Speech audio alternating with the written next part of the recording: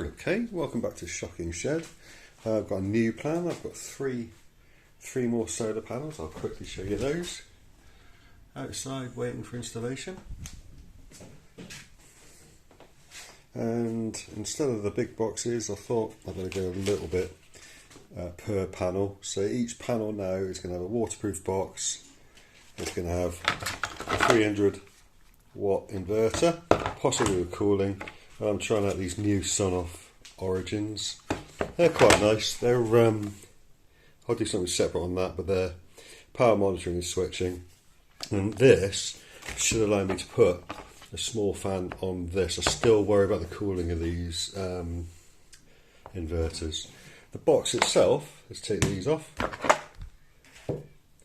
That's everything that comes with the thing.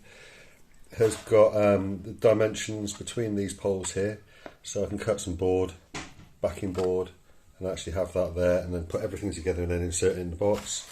It's IP, oh my goodness, it's IP rated. Provided I've got an RCD, that's legit. If you look down here, these go straight to a wall, so that's wall fixing. So each one of these is going to be sited in a suitable place on the wall. There's a cable in that which is rubberized. Now if I think about it, sorry about this,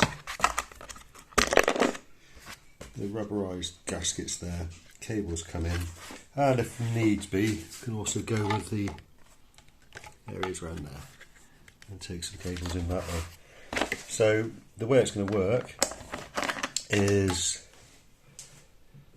panel on the wall, DC in there, DC pos in there, get each of them there. All the 240 volt business going on in here with switching and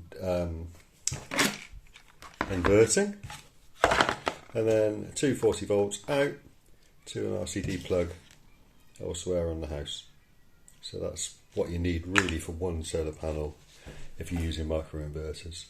That then gets integrated into Home Assistant, and so you can monitor what the panel's doing, if you've got it in the right position and so on.